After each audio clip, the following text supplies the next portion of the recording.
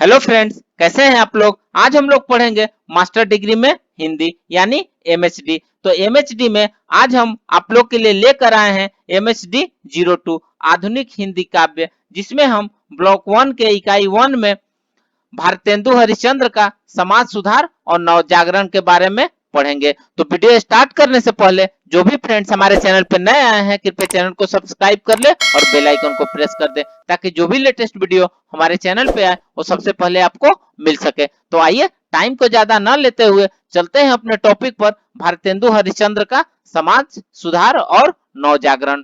तो वीडियो का स्टार्ट करते हैं। पश्चिमी सभ्यता के साथ पहले संपर्क में आने के कारण पश्चिमी बंगाल में नए विचारों का प्रादुर्भाव पहले ही हो गया था। मध्यकालीन भारतीय समाज की रूढ़िवादिता, संकीर्णता, अंधविश्वासी चेतना को पश्चिमी विज्ञान के आलोक को झकझोर कर जगाने का काम बंगाल में राजा राम मोहन राय, ईश्वर चंद्र विद्यासागर, केशव चंद्र सेन, देवेंद्र नाथ ठाकुर, रामकृष्ण परमहंस, स्वामी विवेकानंद सरीखे विद्वानों ने अपने हाथ में ले लिया। 1828 ईस्वी में बंगाल में ब्रह्म समाज की स्थापना हो चुकी थी। बाल विवाह पर रोक, विधवा विवाह की अनुमति, नारी शिक्षा, अंधविश्वासों का नकार आदि सामाजिक क्रांति के स्वर वहां गूंजने लगे थे। भारतेंदु यात्रा के शौकीन थे। अपने छोटे से जीवन में उन्होंने देश के विभिन्न भागों में अनेक यात्राएं की थी।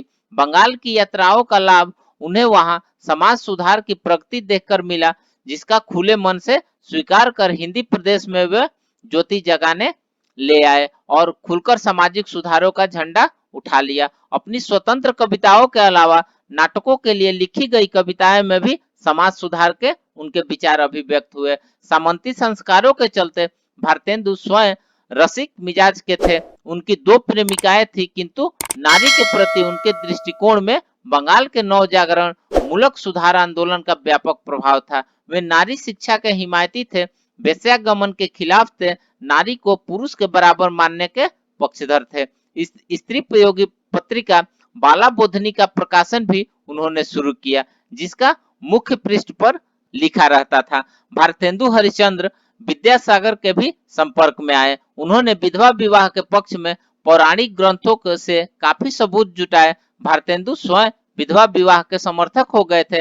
वैदिकी हिंसा हिंसा न भवती में बंगाली पात्र द्वारा उच्चारित यह श्लोक विद्यासागर से ही प्रेरित था, अर्थात पति के नष्ट हो जाने या मर जाने, लापता हो जाने, नपुंसक हो जाने और पतित हो जाने पर इन 5 प्रकार की विपत्तियों में पड़ी स्त्री के लिए दूसरे पति का विधान है। ये नए जमाने की मुकरी में भी भारतेंदु विद्यासागर की प्रशंसा करते हैं।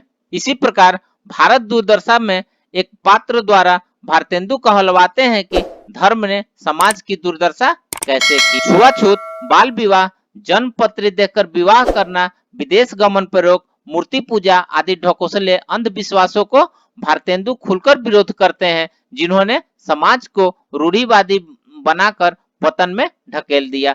समाज की रूढ़िवादिता का विरोध करते हुए भारतेंदु शिक्षा और अपनी भाषा के प्रति उदासीनता के लिए भी चिंता व्यक्त करते हैं। अंग्रेजी का मकसद अंग्रेजी शिक्षा द्वारा ऐसे लोगों की जमात खड़ी करना था जो प्रशासन में उन्हें सहयोग दे सके। इस संदर्भ में मिशनरियों द्वारा स्थापित स्कूल, लॉर्ड वेटिंग, मेटकाफ, राजा राम मोहन राय इत्यादि के समर्थन के बाद 1835 में शिक्षा का माध्यम अंग्रेजी बना दिया गया और 1852 में बंगाल, बंबई, कलकत्ता प्रेसिडेंसियों में लगभग 10,000 विद्यार्थी अंग्रेजी शिक्षा ग्रहण कर रहे थे।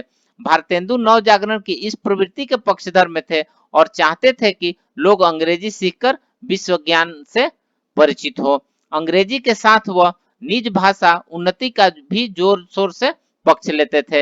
हिंदी की उन्नति पर व्याख्यान, कविता की ये पंक्तियां अपने आप अवश्य आपने पढ़ी और सुनी होगी। अंग्रेजी पढ़ने के पक्षधर होते हुए भी वे इस बात को स्पष्ट करते हैं कि अंग्रेजी के साथ साथ अपनी भाषाओं का भी ज्ञान होना आवश्यक है। इस कविता में भारतेंदु तरह तरह के उदाहरण देकर समझाते हैं कि भाषाओं को सीखना देश के लिए, समाज के लिए, व्यक्ति के लिए और विश्व के ज्ञान विज्ञान तकनीक को हासिल करने के लिए बहुत जरूरी है। यदि अंग्रेजी का ज्ञान न हो तो तो फ्रेंड्स, इस प्रकार से आज हमने भारतेंदु हरिश्चंद्र का समाज सुधार और नव जागरण के बारे में पढ़ा।